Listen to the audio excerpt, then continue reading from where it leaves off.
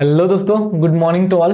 Radhe Radhe to all. आप सभी का स्वागत है फिर से एक बार हमारे अपने यूट्यूब चैनल पे। आई होप कि आप सभी बढ़िया होंगे। एंड ये सीजन बैंकिंग एग्जाम का इस सीजन हम इस बार जीतेंगे ही जीतेंगे, 101% जीतेंगे। अब देखो, आपको एक बात बताना चाहता हूँ कि ये वीडियो को प्लीज एंड तक देखिए, क्योंकि यहाँ मैं दो तीन प्रैक्टिकल बातें बताऊंगा आपके साथ। आप खुद ही उसके ऊपर थोड़ा बहुत सोचना कि क्या ये सही है क्या गलत है। तो उसके बाद आपका प्रिपरेशन स्टार्ट करना है, ना कि बड़े बड़े एजुकेटर्स को देखकर आपका प्रिपरेशन स्टार्ट करना है। मैं कभी भी देखता हूँ जिनको अच्छे व्यूज जाते हैं, जो बड़े बड़े एजुकेटर्स हैं, उनको क्यों बच्चे सुनते हैं। कभी भी मैं ऐसा, अब जैसे कि आईबीपीएस का कैलेंडर आया है, उससे पहले मैं दो तीन वीडियोस देख लेता हूँ कि टीचर लोग बोल क्या रहे हैं, बच्चों को प्लानिंग क्या बता रहे हैं, क्या वो सही है या गलत है। तो उसके अकॉर्डिंग मैं मेरा प्लान करता हूँ कि ये झूठ है या ये गलत है। ऐसा मुझे लगता है तो मैं वो गलत है बोलूंगा, ये सही है तो उसके अकॉर्डिंग ही जाऊंगा।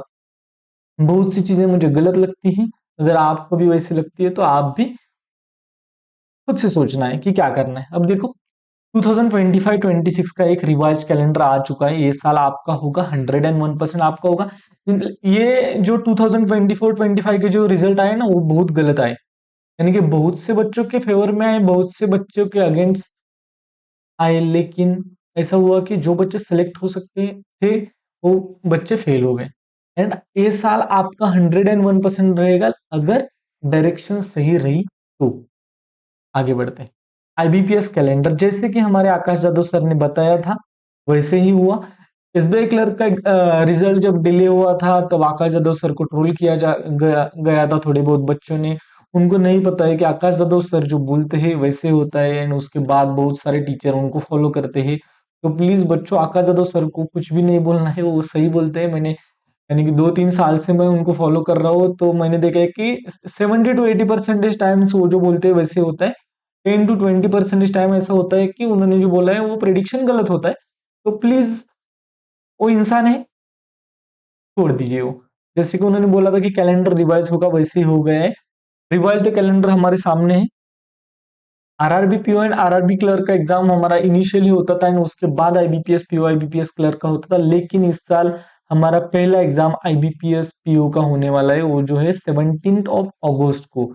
17 अगस्त को। आज है 17 जून, यानी कि कंप्लीट 2 मंथ्स बाकी हमारे फर्स्ट प्रीलिम्स एग्जाम को। अब देखो, टारगेट कैसे करना है, क्या क्या करना है, वो भी बताऊंगा। एक्चुअल स्ट्रेटजी की वीडियो में बाद में लेकर आऊंगा, लेकिन ये वीडियो आपके लिए इंपॉर्टेंट है। अब देखो, 17 अगस्त को हमारा पहला प्रीलिम्स, उसके बाद 4 अक्टूबर को हमारा दूसरा प्रीलिम्स, जो कि है कस्टमर सर्विस एसोसिएट्स, यानी कि हमारा क्लरिकल का आईबीपीएस क्लर्क। अब देखो, यहाँ 12 अक्टूबर को हमारा जब आईबीपीएस पीओ का मेंस रहेगा, उस टाइम पे 11 अक्टूबर को आपका प्रीलिम्स का पेपर है आईबीपीएस क्लर्क के। यानी कि ये कैसे मैनेज करना है दोनों डेट्स, वो भी हमें सीखना है। उसके बाद 29 नवंबर को हमारा आईबीपीएस क्लर्क का मेंस रहने वाला है। अब देखो, 29 नवंबर को आईबीपीएस क्लर्क का मेंस रहेगा, उसी टाइम पे 20 to 23 नवंबर को हमारा ऑफिसर स्केल 1 यानी कि आरआरबी पीओ का हमारा प्रीलिम्स रहने वाला है। यानी कि ये जंबल है, कंप्लीट पजल जंबल, आप जो भी आपको अच्छा लगता है वो बोल सकते हो। एंड ये अगर आपको जंबल नहीं लगता, तो इसके बीच में एसबीआई क्लर्क आएगा, एसबीआई पीओ भी आ सकता है, एलआईसी आएगा, एनआईसीएल आएगा, फिर एसएससी सीजीएल भी बीच में आएगा। जो बच्चे, बहुत सारे बच्चे वो भी फॉर्म एसएससी सीजीएल मुझे लगता है आ गए हैं। और ऐसे बहुत सारे एग्जाम्स लास्ट ईयर मुझे लगता है कि 15 to 16, कम से कम 15 to 16 एग्जाम्स बच्चों ने दिए होंगे। ये चार ही एग्जाम है। फिर एसबीआई क्लर्क, एसबीआई पीओ, यानी कि ये हो गए 6। तो ये 6 एग्जाम के बाद और 8, 10, 12 फॉर्म फिलअप करने के लिए आते हैं, एंड वो एग्जाम भी इसके बीच में होते हैं। तो इस सभी को कैसे मैनेज करना है उसके ऊपर हम डिस्कशन करेंगे। अब देखो, हमारा पहला पेपर, जैसे कि हमने बोला है कि 17 अगस्त को है। यहाँ स्ट्रेटजी के ऊपर काम नहीं करेंगे, लेकिन एक दो चीजें जो मैं आपको बताना चाहता हूँ वो बताऊंगा। नॉर्मली एक टीचर ने बताया कि 40 डेज आपको मेंस का प्रिपरेशन करना है अभी से, एंड 20 डेज आपको एग्जाम से पहले, आईबीपीएस के एग्जाम से पहले आपको प्रीलिम्स का प्रिपरेशन करना है। उस 20 डेज में आपको बिल्कुल मेंस का प्रिपरेशन नहीं करना है। क्या ये सही है ना? बिल्कुल सही नहीं है, बिल्कुल गलत है। फिर दूसरे टीचर ने एक बोला कि आपको प्रीलिम्स एंड मेंस का प्रिपरेशन एक साथ लेकर जाना है। क्या ये सही है? ना, ये भी सही नहीं है, बिल्कुल गलत है। अब देखो, मैं ऐसे क्यों बोल रहा हूं? हर एक बच्चा अलग अलग है, हर एक बच्चे का लेवल अलग अलग है। हमें नहीं पता एग्जैक्ट आपको क्या करना चाहिए। अब देखो क्या होता है, एक टीचर सभी के पर्सपेक्टिव से बोलता है कि हाँ, सभी को सेम ग्राउंड पे ले लिया एंड उनको गाइड कर रहे हैं कि एक बच्चे का प्रीलिम से निकल रहा है, वो मेंस का प्रिपरेशन कैसे करे। एक बच्चा इनिशियल फेज में है, वो मेंस का प्रिपरेशन कैसे करे। एक बच्चा मेंस ही सिर्फ नहीं निकल रहा है, वो प्रीलिम्स का क्यों करे। यानी कि ये सभी क्वेश्चंस ऐसे है कि किसी का इंग्लिश अच्छा नहीं है, किसी का कंप्यूटर अच्छा नहीं है, किसी का जीए अच्छा नहीं है, किसी का क्वांट अच्छा नहीं है। यानी कि बच्चे अलग अलग है। किसी का सब कुछ अच्छा है लेकिन एग्जाम हॉल में उसको प्रेशर में वो मैनेज नहीं करना आता। किसी का परसेंटाइल नॉर्मल जब वो पढ़ाई करता है तब जब बढ़ता है वो उसका अच्छा रहता है, लेकिन एग्जाम में वो कुछ तो खराब करके आता है। तो हमें एग्जैक्ट पता नहीं है कि आपकी कमियां क्या है। तो प्लीज पहला पॉइंट ये है कि आपकी कमियां ढूंढो। कि ये पॉइंट, ये सेकंड पॉइंट आपके, यानी कि एक होता है प्रॉब्लम, एक होता है सॉल्यूशन। आपको पहले आपके प्रॉब्लम्स ढूंढने हैं कि हाँ, ये मेरा प्रॉब्लम है, ये मेरा प्रॉब्लम है, ये मेरा प्रॉब्लम। उसके बाद आपको जाना है कि इसका सॉल्यूशन ये हो सकता है, ये हो सकता है, ये हो सकता है। आपको ऐसे जाना पड़ेगा, ना कि मैं प्रीलिम्स कर डायरेक्ट मैं मेंस का प्रिपरेशन करूंगा और लास्ट 20 डेज में प्रीलिम्स। यानी कि ये क्या हो गया मालूम है? ये ऐसा हो गया है कि हमें फाइनल खेलना है, पता है कि हमें फाइनल खेलना है, लेकिन पहले फाइनल में जाना पड़ता है। फाइनल के लिए एलिजिबल होना पड़ता है। इसके लिए क्या करना है हमें? हमारे पास हमारे आगे 10 मैचेस है। 10 मैचेस जीतने के बाद हम जाने वाले हैं फाइनल में, या 10 में से 7 to 8 मैचेस जीतने के बाद हम जाने वाले फाइनल में। लेकिन हम प्रिपरेशन कर रहे हैं फाइनल का सिर्फ, और यही हार गए हम। तो लास्ट 2 डेज पहले एक न्यूज थी, साउथ अफ्रीका ने ऑस्ट्रेलिया को हरा दिया फाइनल में। नॉर्मली ऑस्ट्रेलिया सबसे अच्छी टीम है, ऑस्ट्रेलिया जीतती है, लेकिन इस बार क्या हुआ, साउथ अफ्रीका ने ऑस्ट्रेलिया को हरा दिया। आरसीबी इस बार जीता। तो ये साल आपका है, ये साल ऐसे लोगों का है जो हारते थे, और साउथ अफ्रीका ने ऑस्ट्रेलिया को हराया। इसका मतलब मुझे क्या कहना था? मेरा मतलब ये यही था कि साउथ अफ्रीका पहले फाइनल तक पहुंची, उसके बाद ही हराया ना। अगर फाइनल तक ही नहीं पहुंचती तो कैसे हराती? तो देखो, आपको नॉर्मली पहले फाइनल तक पहुंचना है, ये मेरा कहना है। एक मिनट। पहला हमारा मकसद है कि हमें फाइनल तक जाना है, इसलिए हमारा जैसे कि होता है प्री, उसके बाद मेंस, उसके बाद इंटरव्यू। हम एक एक चीज को टिक करते जाएंगे तब हम आगे बढ़ेंगे। प्रीलिम्स को टिक करना यानी कि मेरा कहना एक ही होता है कि 80+ परसेंटाइल आपका होना चाहिए। जिस दिन आपका परसेंटाइल, अब देखो, अभी आपका अगर परसेंटाइल 80+ जा रहा है, प्लीज डायरेक्ट आप मेंस के ऊपर शिफ्ट हो जाए एंड प्रीलिम्स का डेली 1 या 2 मॉक दीजिए। 12 आवर्स कम से कम पढ़ना चाहिए, ऐसा मुझे लगता है। बहुत से टीचर बोलते हैं, बहुत से बच्चे बोलते हैं कि इफिशियंट पढ़ना है, इफिशियंट पढ़ना है, और बाकी क्या 10-12 घंटे सोना है ना।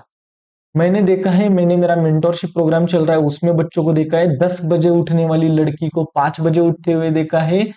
इंग्लिश अच्छा नहीं था, उसका इंग्लिश सुधरते हुआ देखा है। यानी कि कॉन्फिडेंस, बात करते टाइम कॉन्फिडेंस नहीं था, ऐसे बच्चों को कॉन्फिडेंस में आते हुए देखा है। तो चेंजेस होते हैं अगर आपकी डायरेक्शन सही, तो प्लीज डायरेक्शन सही रखिए। जैसे कि मैं बोल रहा हूँ कि अगर आपका परसेंटाइल 80+ जा रहा है, 85+ जा रहा है, तो आपको क्या करना है? डेली एक मॉक लगाना है या 2 मॉक लगानी है। बाकी 10 आवर्स आपको मेंस का प्रिपरेशन करना है। ये कब तक करना है? ये लास्ट के 4-5 दिन तक करना है। लास्ट के 4-5 दिन में ही आपको मेंस का प्रिपरेशन बंद करना है, और 4-5 दिन, 2-3 या 4-5 आप डेली मॉक लगाओ। दैट्स इट, आपका प्रीलिम्स तो आसानी से हो जाएगा। दूसरा पॉइंट, जिनका प्रीलिम्स रेगुलर बेसिस पे निकल ही रहा है, उनको क्या करना है? उनको डेली एक ही प्रीलिम्स का मॉक लगाना है, ताकि उनका फोकस 101% हमारे मेंस के ऊपर रहना चाहिए। दूसरा पॉइंट। अब देखो तीसरा पॉइंट की, जो बच्चे 60 to 80 के अराउंड, 80 के बीच में है जिनका परसेंट है, वो बच्चे कोशिश कीजिए कि नेक्स्ट 20, 25 या 30 डेज में आपका परसेंटाइल 80 कैसे जाए प्रीलिम्स में। प्रीलिम्स में आपका परसेंटाइल 80 जाना चाहिए। अगर प्रीलिम्स में टिक लगती है तो क्या होगा? नेक्स्ट 30 डेज 40 डेज आप मेंस के ऊपर फोकस कर पाओगे। यहां से फिर आप यहां शिफ्ट हो जाओगे कि आपको एक या दो मॉक लगाने हैं एंड आपको मेंस लेवल प्रिपरेशन करना है। ये 60 to 80 के बीच में जो बच्चे हैं उनको एक चीज एक्स्ट्रा करनी है, डेली 2 to 3 आवर्स आपको करंट अफेयर्स पढ़ना है। ये 90, अब देखो 70% जो काम आपको प्रीलिम्स के ऊपर करना है, जो 30% रहेगा आपका टाइम वो आपको जीए के लिए देना है, करंट अफेयर्स के लिए देना है। तो ऐसे करना है। अब देखो यहां हम डिटेल्ड एक एक बच्चे का एनालिसिस नहीं कर सकते कि आप में क्या कमियां है, आप में क्या ड्रॉबैक्स है, वो आपको ढूंढना पड़ेगा और आपको निकालना पड़ेगा, उसके बाद ही हम कर सकते हैं। जो नॉर्मल बेसिक बताया जाता है बच्चों को कि हाँ आप क्या करो, आप 40 डेज प्रीलिम्स का प्रिपरेशन करो, सॉरी मेंस का प्रिपरेशन करो 20 डेज, यानी कि इसका बेसिक क्लियर नहीं है। ये 40 डेज कैसे करेगा, मुझे ये समझ में नहीं आता। उसके बाद प्रीलिम्स एंड मेंस का प्रिपरेशन साथ साथ करो। ये साथ साथ कौन करेगा, जिसका प्रीलिम्स निकल रहा है या जिसका प्रीलिम्स निकलेगा उतना उसको कॉन्फिडेंस है, वो दोनों को साथ लेकर चलेगा। नहीं तो अब देखो, प्लीज अगर आप ये वीडियो देख रहे हो तो थोड़ा सा खुद से सोचिए कि मैं जो बोल रहा हूँ ये सही है या गलत है। आप कुछ भी प्रिपरेशन करोगे आपको आगे जाकर बहुत ज्यादा दिक्कत आएगी। एक बार आपको समझ में आ गया ना कि आपका परसेंटाइल 80 या 85 प्लस हर एक मॉक में जा रहा है, उस टाइम क्या होगा, आपको प्रीलिम्स पढ़ना ही नहीं पड़ेगा, सिर्फ आपको प्रीलिम्स की मॉक लगानी है क्या दो और आपका कंप्लीट टाइम आप मेंस के लिए दे सकते हो। समझ में आ रहा है? आई होप कि मैं जो भी बातें ये कह रहा हूं वो आपको समझ में आ रही है। आप प्लीज एक बार शांत बैठिए एंड सोचिए लास्ट ईयर क्या क्या गलतियां हुई थी, इस साल क्या क्या गलतियां नहीं करनी है, मुझे आगे कैसे बढ़ना है, मेरे ड्रॉबैक्स क्या है। करंट अफेयर्स को हल्के में मत लीजिए, करंट अफेयर्स 2-2 3-3 घंटा आपको करना चाहिए, आज से ही करना चाहिए कम से कम। अब देखो हमारा पहला मेंस 12 अक्टूबर को है, यानी कि मई जून जुलाई अगस्त सितंबर अक्टूबर, मई से कम से कम मई से आपका करंट अफेयर्स प्रिपरेशन स्टार्ट होना चाहिए। मई से आपको पढ़ना ही चाहिए, मई का फर्स्ट वीक उठाना है, सेकंड वीक उठाना है, वीकली करना स्टार्ट करो एंड डेली का डेली पढ़ना स्टार्ट करो। 3 घंटे गए तो भी चलेगा, कम से कम 12 आवर्स पढ़ना चाहिए, कम से कम बोल रहा हूँ आपके पास 24 आवर्स है, 24 में से 6 घंटे आपको सोना है, 18 आवर्स, 2 घंटे 2 या 3 घंटे आप बोल सकते हो आपकी अदर एक्टिविटीज, या 4 घंटे भी बोला तो भी आपके पास 14 आवर्स बचते हैं। उसके बाद भी 1-2 घंटे आपने वेस्ट किए तो भी 12 आवर्स बचते हैं। आपको कम से कम 12 घंटे पढ़ना ही है, फुल टाइम जो बच्चे पढ़ रहे हैं उनके लिए बोल रहा हूँ। एंड आपको कम से कम यहाँ से आधा घंटा या 1 घंटा आपको आपके हेल्थ के लिए निकालना है। मैंने ऐसे बहुत सारे बच्चे देखे हैं, मेन एग्जाम टाइम पे वो सब कुछ खराब कर देते हैं। तो प्लीज आज से ही फुल फ्लेज में 101% देना स्टार्ट कीजिए। आपका लास्ट वन एक बात बताना चाहता हूं आपको, push your limits, push your limits.